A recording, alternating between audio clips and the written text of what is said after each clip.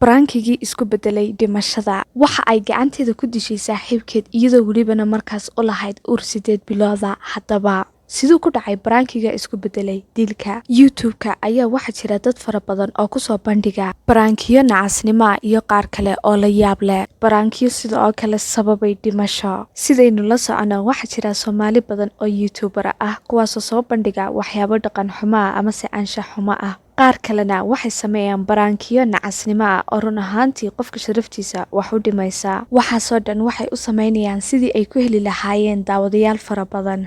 in ay noqdaan dad caan ah sababta ayaa ku kalifaysa in ay xadka ka baxaan iyaguna say ku heli lahaayeen views badan oo waxay sameynayaan wax kasta oo maskaxdooda ku soo dhaca wuxuu doonaba ha noqdo. Soo dhawaada saaxiibayaal, waa anigoo ah Nadra Siciid. Fadlan muuqaalkan ha ka ilaawin inaad like garayso sidoo kalena asxaabtaada u share garayso si aad ula wadaagtid. Waa dhacdadii iigu la yaabka iyo welibana naxdinta badnayd, yacni dad YouTuber ah oo heerkaas gaadhay in ay nafta isdaafiyaan xitaa aqligoodu siin waayay buug yar waxba kaama celinayo. Talow buugaas waa maxay? Mona Lisa iyo Pedro waxay ahaayeen lamaane ku nool Mareykanka. Mona Lisa iyo Pedro waxay isku lahaayeen inan yar oo 4 jira. Sidoo kalena Mona Lisa imika waxay leedahay uur 8 bilooda. Mona Lisa waa YouTuberad oo YouTube-keeda waxa ku qoran La Mona Lisa waxaanay ku soo bandhigtaa arrimaha faamiga iyo vlogs waxyaabo noocaasa. Laakiin saaxiibkeed Pedro markaas muu lahayn YouTube, run ahaantii iyada keliyata ayaa lahayd.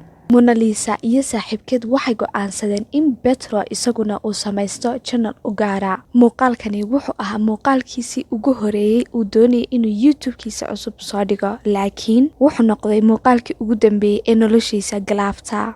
Pedro iyo Mona Lisa waxay islahaayeen baranki waalanba sameynaysaan oo waxa aad helaysaan subscribe fara badan iyo welibana views badan idinkoo welibana aan noqonaya, laakiin taasi may dhicin marnaba. Barankigan isku bedelay dhimashada meesha waxaa joogtay inantii yareed ee uu dhalay Pedro. sidoo kalena maalmihii ay rabeen inay barankigan sameeyaan barteeda Twitter-ka ayay Mona Lisa ku soo qortay fikradan waa fikradiisa tayada ma aha, yacni waxay muujinaysaa sidii in aanay kuba faraxsanayn waxaanay sameynayaan ooy og tahayba waxa soo socda ama se dhici doona. Haddaba barankigu sidee ayuu ku dhacayay? Wuxuu ku dhacayay sidan. Pedro ayaa wuxuu soo qaaday baastoolad iyo buug. Wuxuu yidhi Mona Lisa baastoolada igu dhufo kadib aniguna buuga ayaan iskaga dhigayaa sidii in buuga uu ka celinayo xabadda. Pedro markii ay Mona Lisa xabadii ku dhufatay sidaas ayuu ku dhintay sababtoo ah buugu waxbaba ma celin karo. I'm going to stand behind it and Mona Lisa is going to shoot it. I'm pretty much ready to go to heaven right now. If I die, I'll be ready for Jesus. He probably won't accept me into the pearly gates because how stupid this is.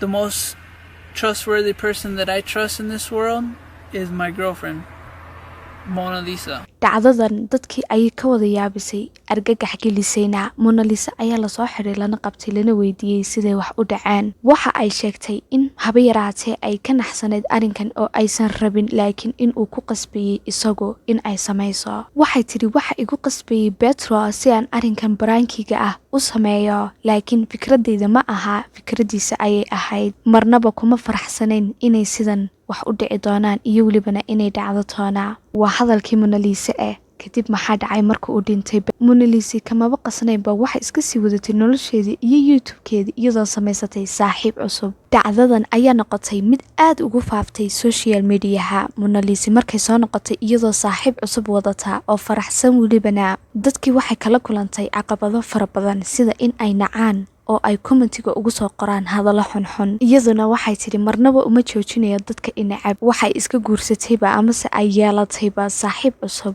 waana iska ilowday arrinkii kaga dhacay YouTube-ka iyo welibana naxdintii qisada badnayd. Waxaa ka soo horjeedsaday oo nacay dhammaanba dadkii iyo welibana qoyskii uu ka dhashay Pedro. Haddaba daawada sidee ayay kula tahay dadka barankiyada noocan ah sameeya iyo welibana kuwa nacasnimada badan? Fikirkaagu waa muhiim, commentiga noogu reeb.